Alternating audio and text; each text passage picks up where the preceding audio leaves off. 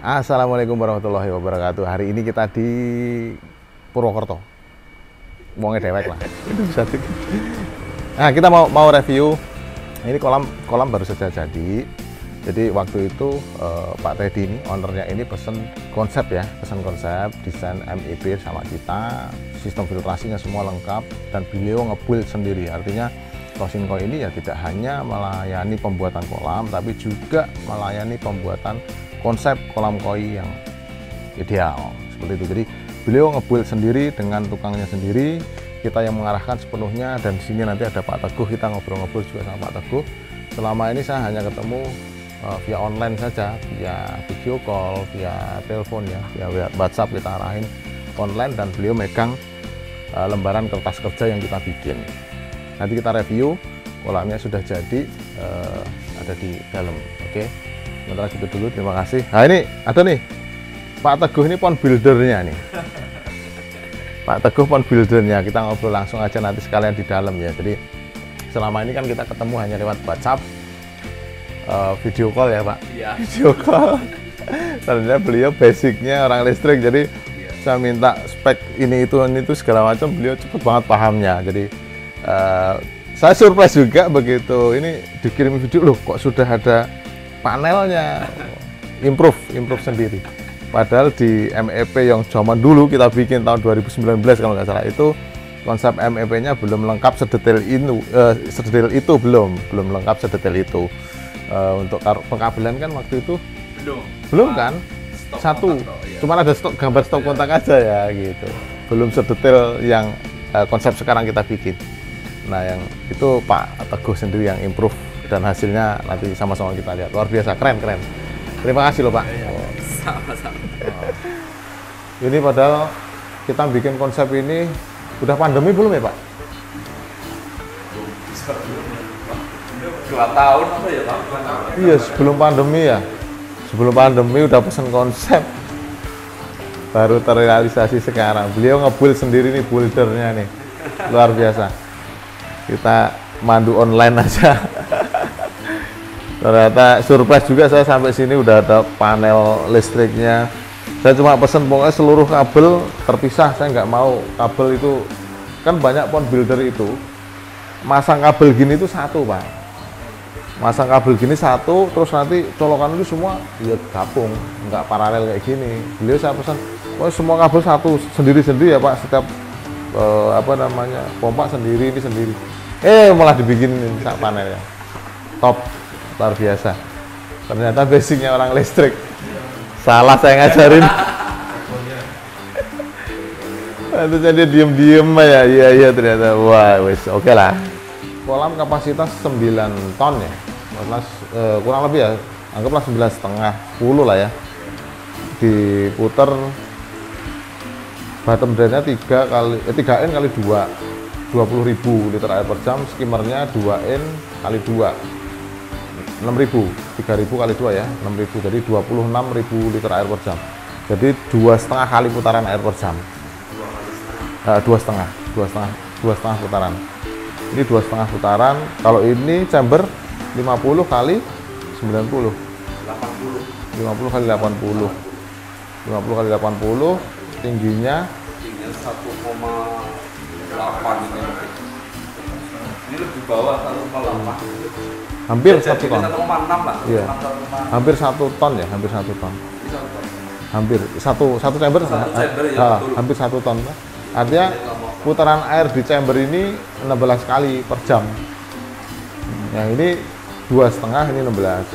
Oke sih. Yang penting kalau chamber itu putarannya jangan lebih dari 30 kali aja. Karena kalau lebih dari 30, kotorannya cepat lolos. Kalau semakin tenang semakin bagus, karena dia kotorannya ngendap kan. Gitu. Makanya chamber itu semakin gede semakin bagus sebenarnya. Yang ini yang nggak bisa lebar, yang sebelah sini. Iya, apa? Ini miring kayak gini patasin.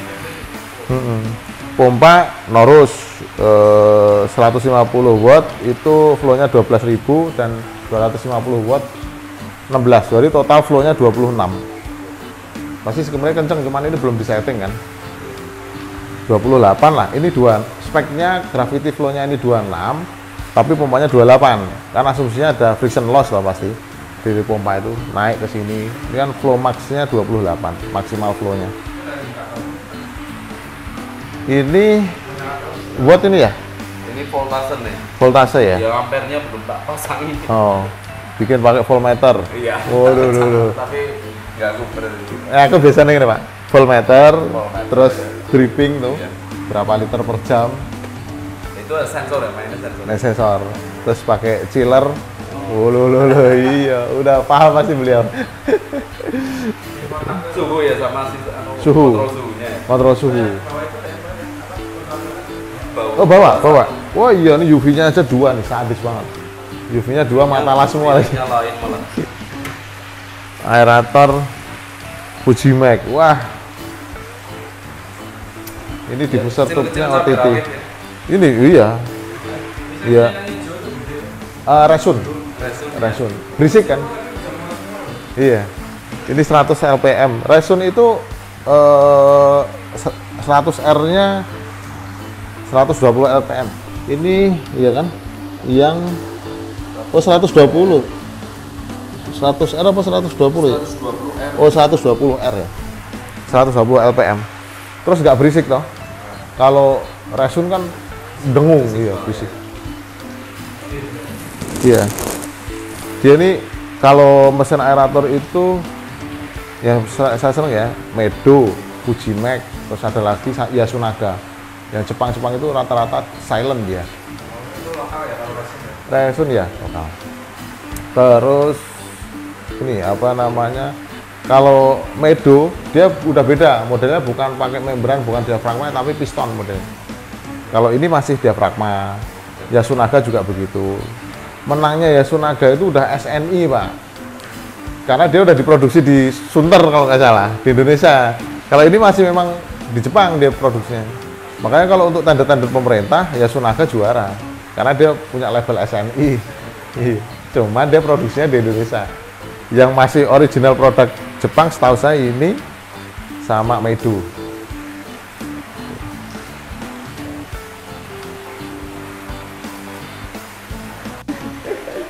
Enggak, ini tadi nggak apa-apa, ngobrol sama Pak Teguh aja nanti. Ini luar biasa nih.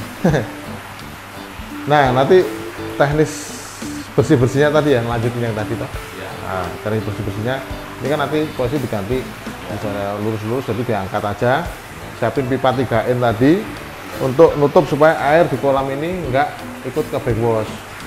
Tutup 3N, sama yang kalau skimmer kan nggak apa-apa, nanti udah ketutup dari sini nih. Nah, nggak apa-apa, udah otomatis ketutup. Misalnya tutup dari sini bisa. Kalau untuk BD dicolokin pipa 3N, diangkat aja yang area. Misalnya BD posisinya ada di sini atau di sini, cabut aja, brushnya dicabut, colokin pipa. Ya, terus cabut pipa itu. Yang ini juga gitu Pak. Yang ini kan pipa backwashnya kebetulan digabung sama pompa ya. Kemarin nggak mau bikin area drain center. Areanya nggak cukup. Nggak cukup, ya ada fondasi. Di sini ada fondasi, sana fondasi. Ya wes lah digabung gitu. Karena ini digabung akhirnya ini pakai T kan. Tinggal ini ditutup arah ke pembuangan. Jadi air yang di sini keringin total, yang sini jangan sampai diganti. Gitu. Yang ini media biologi cukup diguyur air aja Pak. Cukup diguyur air, jangan sampai kering. Kalau yang ini mau diangkat dikeringin nggak apa-apa. Yang dua mekanis ini nggak apa-apa. Yang ini jangan sampai dikeringin.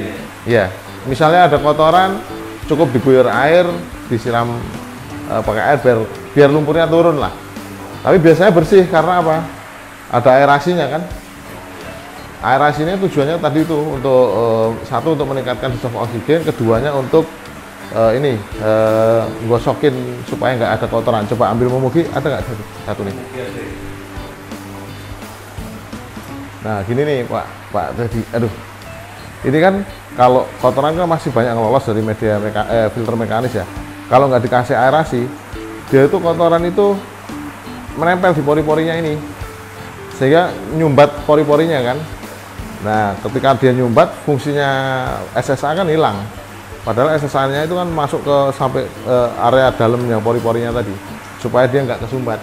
Tujuannya ini untuk water steering namanya. Jadi kotoran itu ketendang terus, jadi media ini bersih terus. Betul. Jadi yang ini nanti pasti medianya bersih, cuman kotoran di bawahnya tetap ada. Nah, itu di backwash. Ini sih bersih terus nanti, medianya bersih. Nah, kalau yang ini kotor karena ini mekanis fungsinya untuk menyaring. Ini kan brush, bawahnya ada AC mat, di atasnya untuk pH buffer sama karang C ya. Karang C oyster. AC mat, atasnya oyster. Jadi ini fungsinya untuk pH buffer supaya pH-nya stabil. Misalnya kena air hujan, kan ini kebetulan air masuk. Dia pH-nya nggak akan turun di bawah 7,5 karena ada ini. Kenapa ditempatkan di sini? Dia juga punya fungsi mekanis karena dia punya kemampuan untuk nangkep kotoran. Gitu kira-kira seperti itu. Kalau ini oyster ini mau di belakang juga nggak apa-apa, bebas-bebas saja. Mau taruh di sini nggak apa-apa. Cuman ya selain kita fungsikan sebagai pH buffer, dia juga punya kemampuan untuk nangkep kotoran, jadi punya fungsi ganda lah gitu kira-kira seperti itu. Terus ini coba saya mau ngintip panel, keren loh, luar biasa ini fungsinya. Belum dirapiin. Wah, keren. Ini berarti ini udah ada spare-nya juga ya? Iya, ini spare di sini sama di sini juga ada spare. Keren. Istimewa loh. Ini rapi juga kan? Rapi. Aerator menggunakan Fujimax, mesinnya 2 Norus semua, gila. Sultan Purwokerto. Sultannya itu. Sama ini tadi saya hitung sekitar 14 ton ya? 14 ton ya, 15 ya gitu. 15 ton lah. Nah ini baru di PK 7 ppm, PK-nya 7 gram per ton, sudah running 2 hari. Kan dikasih 100 gram ini, Pak tadi. Ini 20. Iya, 1. 22. 17 sama. Tujuannya di PK ini untuk apa? Untuk kan namanya bakteri media gini, media baru, terus semen, cat, masih banyak ngandung kimia kan. PK itu untuk mengoksidasi itu semua Pak. Nanti dia akan turun, ngendap, partikel-partikel juga akan ngendap, ketarik dengan sirkulasi, udah nanti bening sendiri. Jadi nggak perlu diganti, air pun nggak apa-apa. Tapi kalau memang Pak Teddy mau ganti, lebih bagus sih, nggak apa-apa. Tapi intinya adalah untuk menetralisir ya kimia-kimia yang ada di cat, di semennya, di media ini sendiri gitu. Nah, untuk kolam baru running pertama tes fungsi sekaligus di PK. Kecil-kecil aja, itu udah nyala kan? Ya udah itu sih. Nah, Yang nah nanti gini Pak Teguh, ya. itu kan kecil-kecil aja yang di sana, yang digedein sini, tapi ini kegedean, masih kegedean juga. Ya nanti disetting kalau sudah PK-nya nggak ada kan kelihatan, karena ini masih banyak busa-busa dari PK kan. Mending Bapak gedein di sini sama itu, kalau situ mau dikasih aerasi di atas. Di atas ya. Nah, untuk ngasih apa supaya nyamuk nggak ada. Nah, kalau ini kan masih di bawah. Misalnya mau tetap dikasih nggak apa-apa, kasih di atas aja, di atasnya media. Nanti saya kirim lagi aja kalau mau pakai Uniring ya di sana Pak. Jadi taruh di atasnya aja. Kalau terlalu besar aerasinya juga perlu diperhatikan. Media ini bisa gesek-gesekan cepat habis. Makanya kenapa ini kan ceramic base kok bisa habis? Harusnya dia nggak bisa habis gitu Kak. Bisa tapi lama gitu. Ada kasusnya yang baru berapa bulan habis. Kenapa? Karena kekencengan aerasinya, dia gesekkan antar media. Kok bisa keropos gitu? Karena ternyata gosok-gosokan itu. Tapi kalau dia posisinya kenceng, misalnya ini ditimpa oyster pun nggak apa-apa sih, supaya dia kenceng, nggak goyang. Ini overflow ya? Ini overflow-nya ini belum nanti. Iya nggak apa-apa. Ini nanti baru pas-pasin. Iya overflow. Baru pas-pasin. Ini kan baru tes fungsi ini. Fungsi ya. Semua udah berfungsi, tinggal nanti Pak. Paling ini aja nih Pak Teddy, kalau mau dikasih pelampung yang sini. Buat ngecuk ya. Nah, kalau misalnya ada airnya turun kayak atau apa, otomatis ngisi air. Ya bagus terus, tapi kalau ada pergantian air lebih bagus. Jadi selain untuk mengantisipasi misalnya ada bocor kayak atau apa, ya dikasih pelampung itu untuk water change dia sendiri. Pak di sini aja ya Bang. ya langsung, nggak apa-apa. Tetap aja air kan muter semua nih. tetap muter lah. Mau di sana, tapi di sana ada brush kan, pelampungnya keganggu. Bisa juga di chamber 2 bisa. Seiring waktu berjalan gitu kan. Jadi semua hobi itu pasti akan mengalami peningkatan level. Pas dilihat dia, tuh kok ikannya kurang begini, oh warnanya kok begini, oh airnya gini, oh, tambahin ini lagi, tambahin itu lagi. Dari awal udah tawarin kan, pakai RDF sekalian, RDF sekalian. Ya ini sih bisa lepas ini lah. Betul, makanya nih yang saya tuh udah mewanti-wanti setiap bikin kolam Pak, apa namanya, owner itu nggak mau pakai RDF misalnya, tapi selalu chamber itu kita akomodir untuk RDF. In case nggak mau pakai RDF ya nggak apa-apa, running seperti ini oke. Yang penting lebarnya ini mengakomodir. Seluruh infrastruktur siap untuk pakai RDF. Jadi pas mau upgrade RDF tinggal ngobok ini nih, sekat 1-2. Iya, sekat 1-2. Terus ngerombak yang sini aja dikit.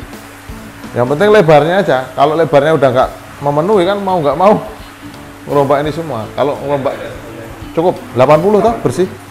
Cukup ini. Karena ini 9 ton. Oh, pakai kaca 30 masih bisa. Tinggal jebol sekat 1-2, terus renov yang ini. Nah sini untuk biologi semua udah cukup. Biologi sama oyster. Kemarin mau diukur pas sesuaiin gambar, cuma nggak berani pandangannya tinggi sih. Iya. Lantai jadi nggak berani. Banyak juga yang nekat. Ini kan bangunan kan tinggi, bikin kolam itu hanya pakai bata, nggak bocor segala macam. Tapi ingat loh, kolam kita itu gantiin fondasinya rumah ini loh. Banyak loh yang nekat bikin kolam di lokasi kayak gini pakainya bata. Ini kemarin full besinya Besi. semua. Iya. Karena takutnya ini mau turun kok. Iya, ini coba kayak gini terus Iya. di bawahnya bolong kan, air kayak gini, pakai bata kan ngeri-ngeri juga ya. Juga sana itu takutnya juga sana mau turun. Iya, Tuh, momennya ini kalau digambar 15 ini tak lebarin sedikit. 20. 20. Iya. Nah, Oke dong. Dari sana Bu. Gitu. Oke sih. Terus ini kok waterfallnya kegedean, ya dibalik aja yang 250 buat arus, yang ini 150 udah penuh kok, udah penuh pasti udah penuh, supaya dia agak santai kan, kesananya airnya. Terus yang sini, Berarti yang buat arus yang 250 ya? yang 250, jadi yang sini 150 aja nggak apa-apa. Ini dikasih oyster boleh juga, nggak apa-apa, kasih oyster. Pakai yang kurang itu. Kerang, kulit kerang.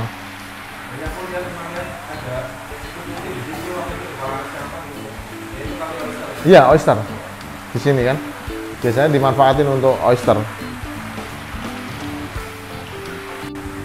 Kalimantan. Kalimantan. Saya sih ada supplier dari Depok sana. Tapi ini cukup lah. Cuma kalau kayak ulin itu menangnya, semakin lama semakin kena air, makin hitam dia. Makin hitam makin keras, kuat itu. Cuman getahnya dia, misalnya ini udah dicat gini kan, kena getah apa ya, udah ditata kan, kena air dia belentong-belentong nih, dan itu nggak susah dihilanginnya, susah. Itu khasnya ulin kayak gitu tuh, getahnya itu yang susah.